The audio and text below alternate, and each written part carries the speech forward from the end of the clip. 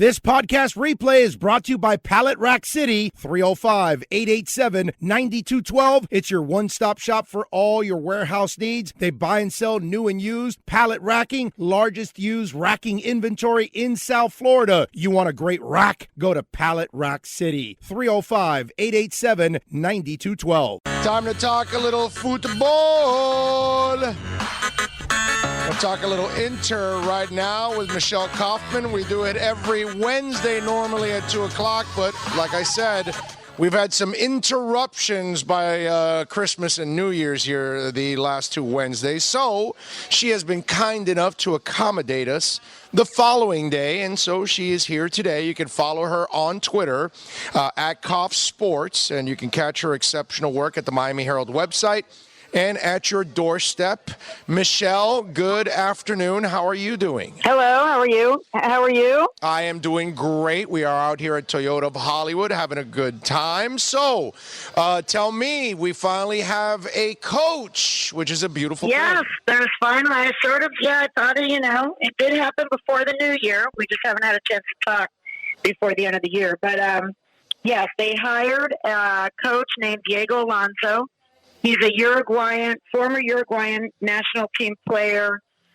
He's been coaching, he's 44. He's been coaching in Mexico for 5 years, 4 years with Pachuca, and last year with Monterrey. Well, this season, actually half the season with Monterrey from 18 to 19. And, he's not, some of the fans, maybe just based on my Twitter reactions, I was hoping for something better. I was hoping for a bigger name, whatever, The truth is none of us really know until they get started. But Paul McDonough, I spoke to him at length about the decision, and he said that, he believes after all the homework that they did, which they did a lot, they took a long time. And, honestly, they wouldn't say this. I don't think this was their first choice. But I think they went after a couple of people that maybe just ended up using them to try to negotiate deals elsewhere or from their own clubs. He made mention of the fact that what the fans, and this is true in every sport, fans, and it's nothing against fans. He said he loves that the fans are passionate, and he loves that the fans of Miami know a lot about soccer and have opinions on everything. And he said he thinks that's good. And that's going to be great for the club that there's so much passion. But most fans, not most, all fans really have no idea what's going on behind the scenes in negotiations, what's going on behind closed doors. And he made it pretty clear that some of the stuff that was floating around out there, which happens in every sport again, is fabrications by agents, by clubs, trying to get more interest and more money for their clients. And they float around rumors that, this guy's considering coaching here with David Beckham, and they're talking about paying him X amount of dollars, and then some other team in Europe is like, oh, wow, this guy must really be a hot coach if, David Beckham's looking at him to pay him this, so now we're going to offer him something, and so I think there was a lot of stuff going on behind the scenes that we don't know about, and they probably got used, which happens, but he is there because every time I asked him like 3 times, well, how many serious candidates were there? Because in the past they had said to me that there were 2 or 3 people that they had very serious conversations with. When I asked him again now, all he would say to me is, I'm very, very happy to have Diego Alonso as our coach. Of course. I'm very, very happy to have Diego Alonso as our coach. So he said, let's focus on what he is and not, what the fans out there think they should get. So the reasons that they picked him are he has had very good success. He took both Pachuca and Monterrey to the CONCACAF Champions League title.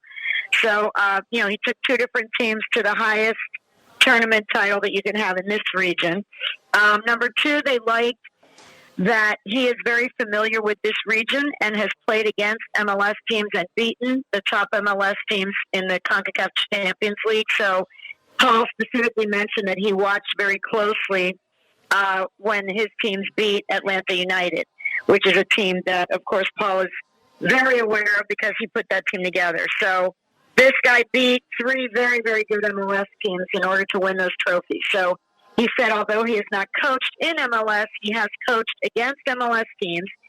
He said he also understands, and I thought this was telling too, he said he understands what MLS is and what it's not, and he understands what kind of players we're going to have to work with. And, that's really, really important because some coach that comes from Europe or Latin America who, doesn't understand that there are salary cap issues and DPs and this and that.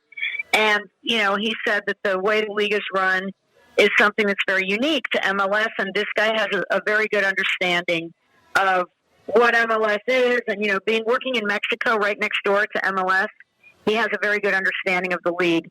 He also said that he likes that he's an attacking style. His teams have always scored a lot of goals. The Pachuca team that he coached set records, for goal scoring. And so he said this is a team that's going to score a lot of goals, which is what he knows that the fans here want, an attacking team with a lot of goal scoring.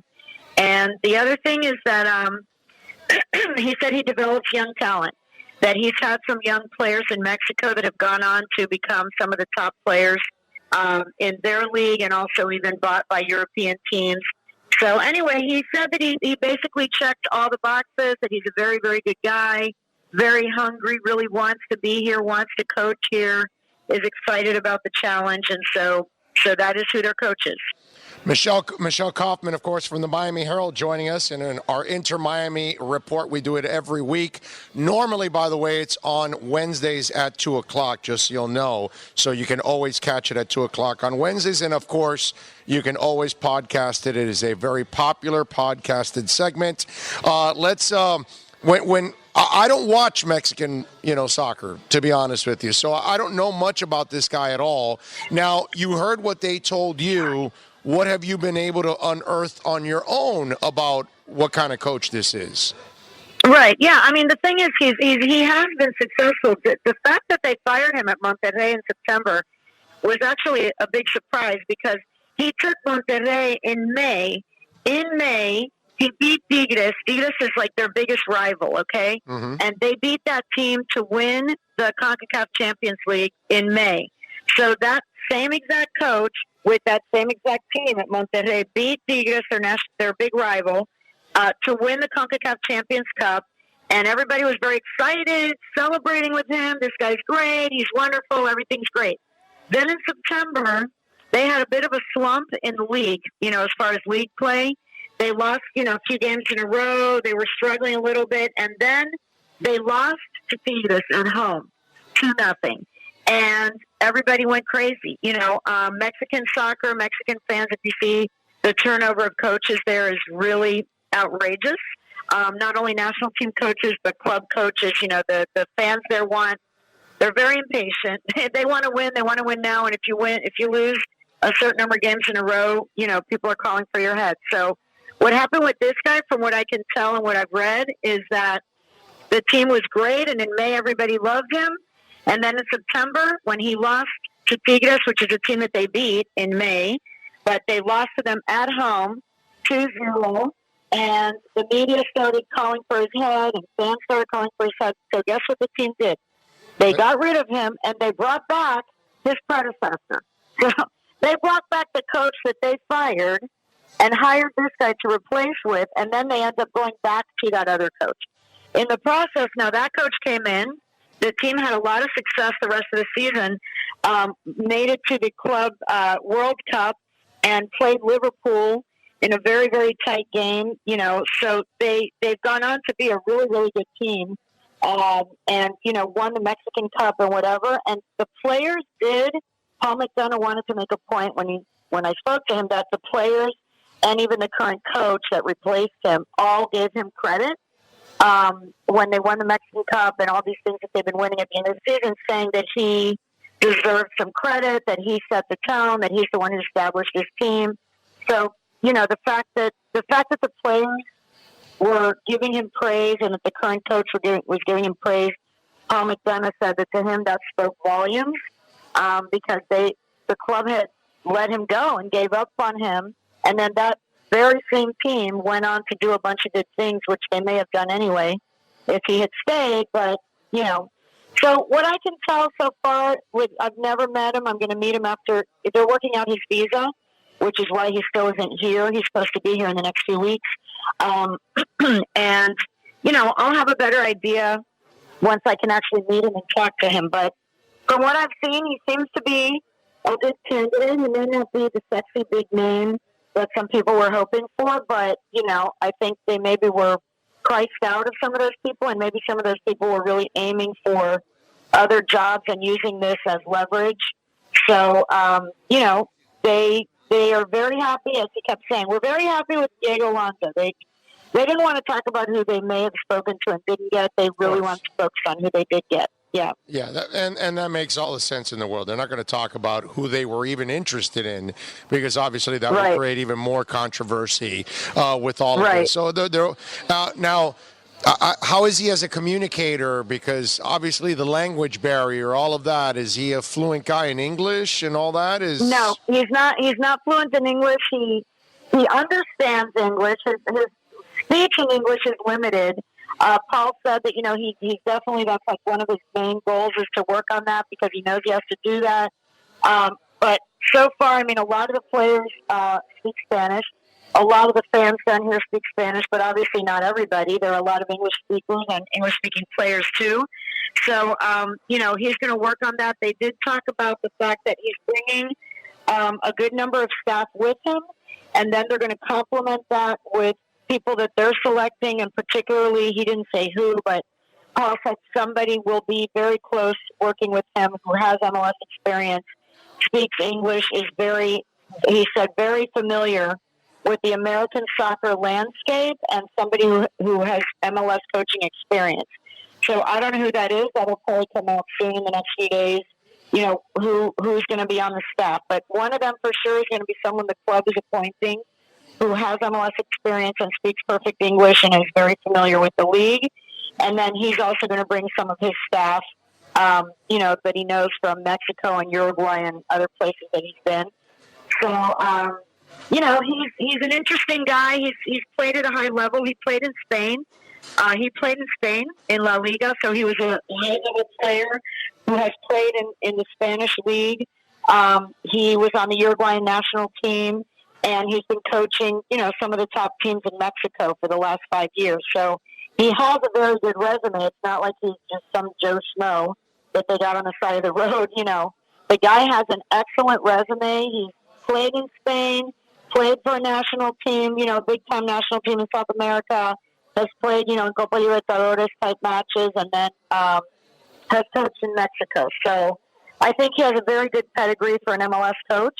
Obviously, I haven't met him yet, but he seems to check all the boxes, as Paul said. And, now is going to be signed. He did say also that he has been in the loop as far as these recent signings that they've made, which I have a couple that they just signed this past week. He's been in the loop on those, and he's in the loop on the remaining players that are going to be signed, which is happening now that the European transfer window is open. It opened on New Year's, which was yesterday. So now they are free to negotiate with players in Europe. And what Paul said is, just to give us a clue of what they're looking for, he said, they have 21 players that are signed so far, 21 players. So there are 9 spots left on the roster. They have 2 college picks. They have 2 designated players who are the bigger name, higher price players that we're still waiting for. And then there will be 5 other, probably all international players that they're going to bring in who are not VP level salaries, but are coming from Europe or other places in the world, Mexico. That he may maybe bring in some guys from Mexico that he knows about from coaching there for 5 years. What he said is, what Paul says, we obviously need more punch on the offense. Wait, Michelle, before we get to the players, let me finish first with the coach here. Because I think this is a detriment to them. I think you need a guy that can actually communicate in English, because I'm not saying so much for the players. I'm saying for the public. I'm saying for the media, face of the franchise, all of that. And it's nice if they get some guy on the side that can talk to the media, but that doesn't mean anything. I hope they understand that David Beckham needs to become available like a lot early on, because if you're not winning a ton, they're going to want to hear from the coach. And if they can't even hear from your Anglo audience, can't hear from the coach, that's not a good thing. And so to me, I find that to be a little bit of a detriment. Although, again, if you win a bunch, they won't care.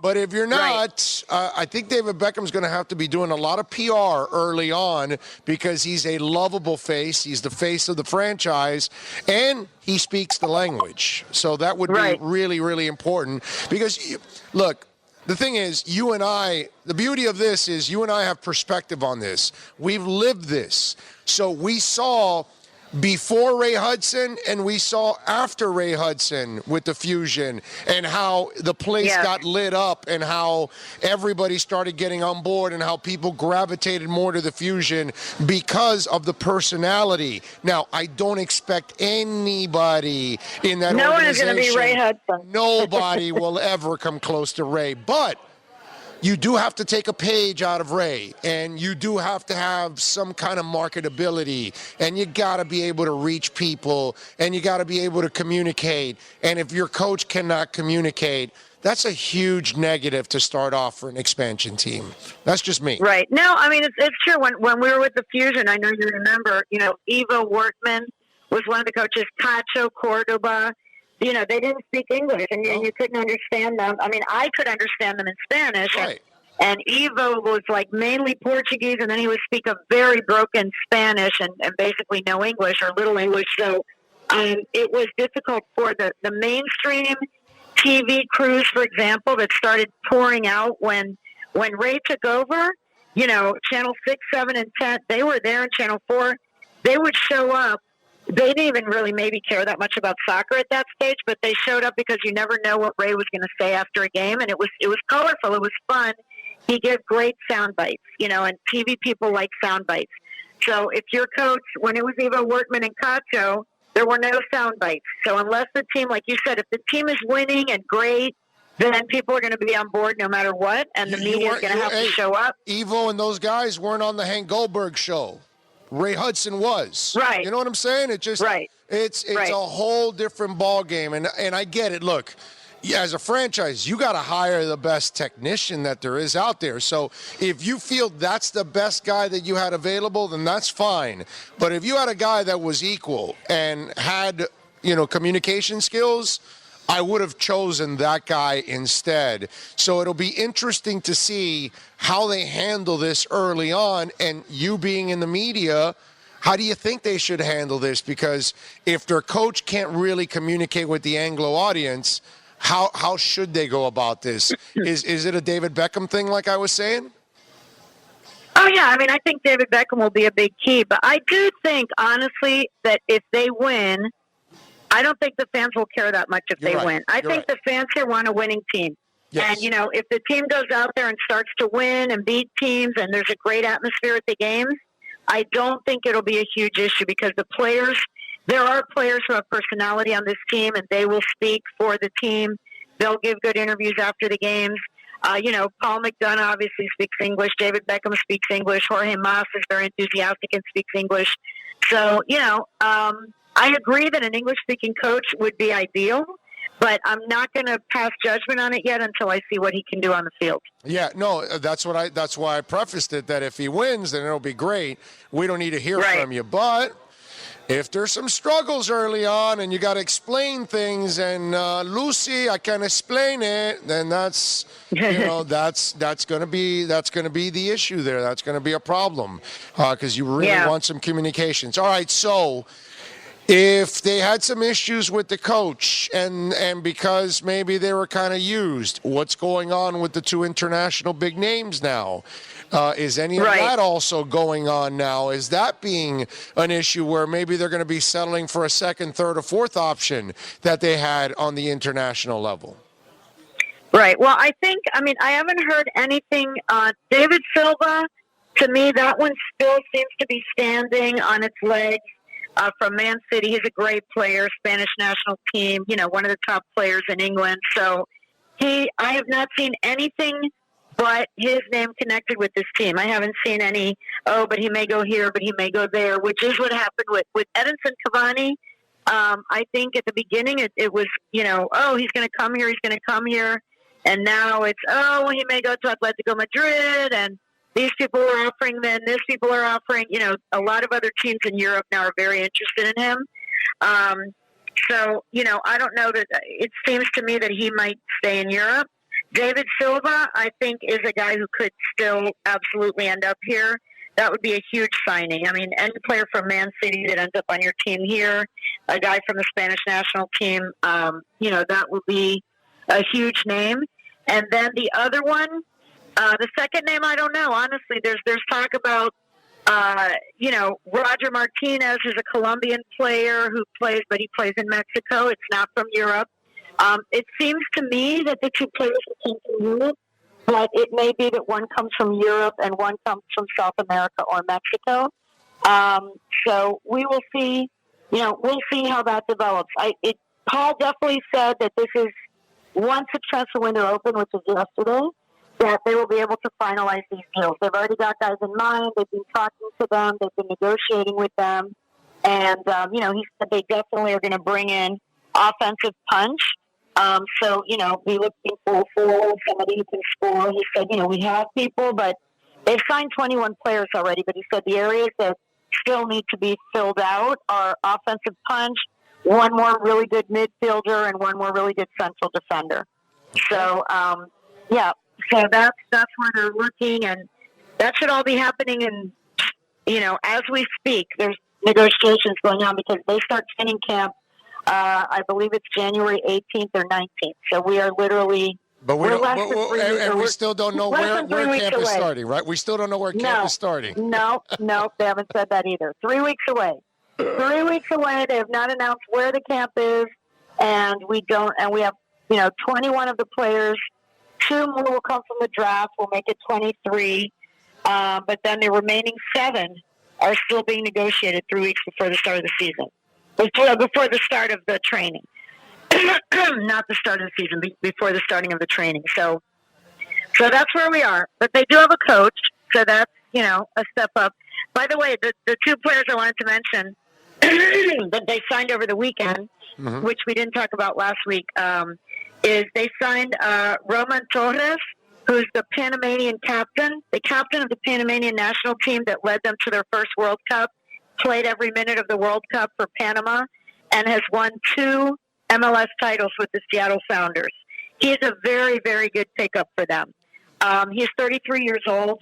He's a very veteran guy, leader, super, big-time energy guy, big-time locker room leader, has been the captain for 5 years of the Panamanian national team, scored the game-winning goal to get them into the World Cup. He's played in 7 Gold Cups. And so he's a really big-time player for MLS that they picked up as a free agent.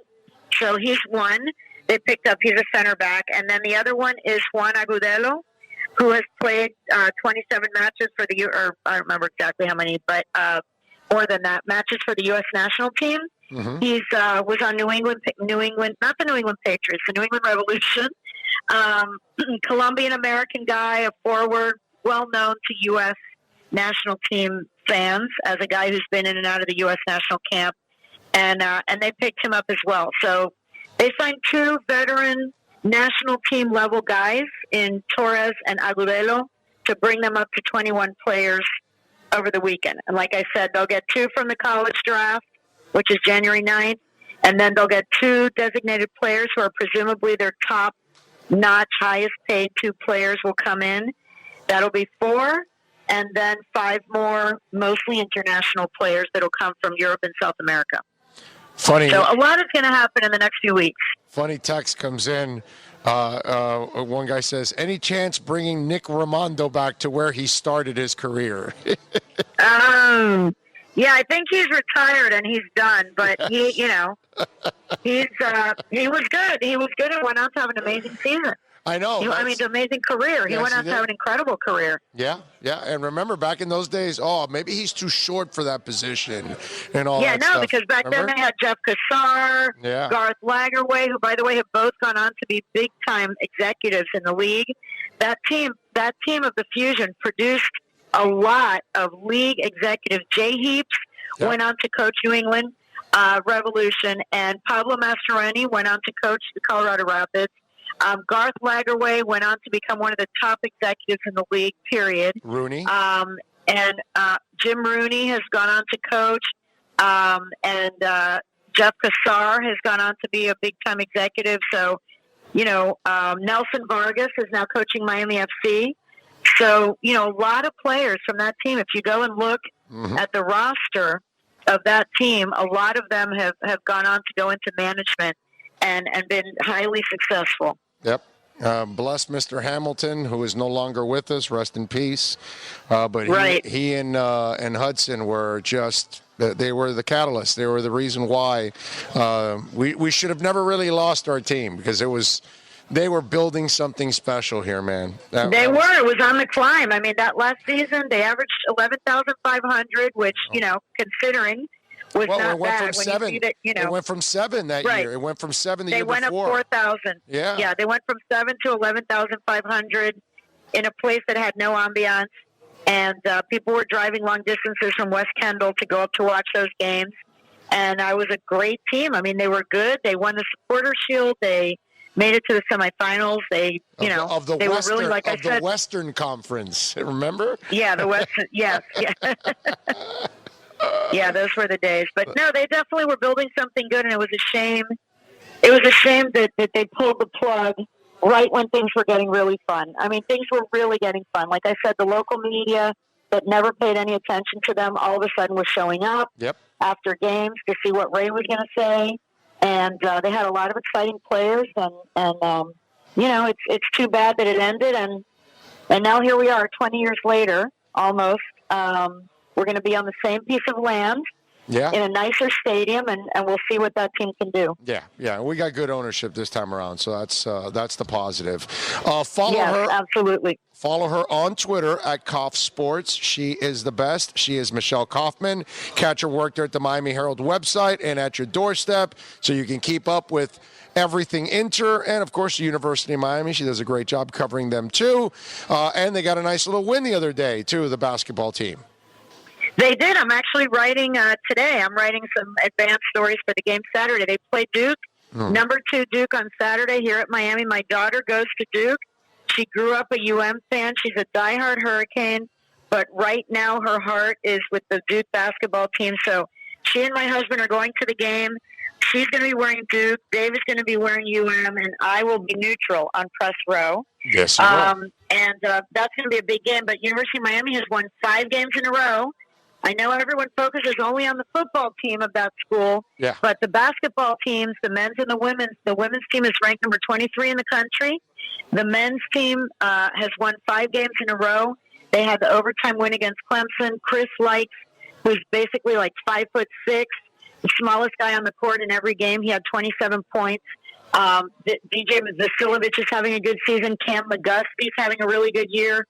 Keith Stone, who's a transfer from the University of Florida, for the Gator fans out there. He's made a big impact since he came back from injury a few games ago. So, the UM basketball team is on a little bit of a run. They're going to have, obviously, their biggest challenge yet against Duke on Saturday. But that should be really exciting. It's on ESPN at 8 o'clock. And that's my 2 beats right now are UM basketball and the Inter Miami. So I'm going to be very busy very quickly. Yeah, you won't say it, but I'll say it because it would be uncomfortable for you. But over the last 10 years, the better coaching has been on the basketball end, men and women, than football. So that's the way it's gone at the University of Miami. Yeah, and it's a shame they do not get the support that they deserve. And I'm going to start with the students. I call them out. I'm a UM grad myself. I call them out pretty much every game on Twitter. Unless it's an ESPN game against Duke where they think they're going to get on TV, the UM students don't show up, and it's ridiculous because I've covered that team since, 1997, back when Leonard Hamilton was the coach, and the whole thing was, if they get an on-campus arena, they were playing at over there at the Miami Arena, and everybody said that when they get an on-campus arena, the place is going to fill up. Well, guess what? They have a beautiful on-campus arena. The students can literally roll out of bed. You could throw a pass from some of the dorms into the arena. That's how close it is. And they don't cross the parking lot to go for free to watch an ACC basketball team. It's really, it's embarrassing, honestly. As a UM alum, I don't know why the students don't go. It's entertaining. It's 2 hours. It's a fun team. The guys are good. The coach is a wonderful man. And Katie Meyer, too. She puts her heart and soul into that program. Awesome. She's They awesome. both do. Coach Al and Katie are fabulous coaches and pour their hearts and soul into that program. And it needs to start with the students need to get their butts over there and start supporting that program, because it affects recruiting. It affects everything. When a recruit goes to a UM game and then goes to a game in one of those other ACC cities, where do you think they're going to end up? I know. So, I know. yeah, It sucks. It's Miami. I know. I know. I'm with you. Michelle Kaufman, she's awesome. Follow her on Twitter at Kauf Sports. Michelle, as always, thank you. Happy New Year. And we'll see you next Wednesday, finally. All right. Take care. You got it. All right. You Bye-bye. got it. We get Michelle back on Wednesdays, finally, next week.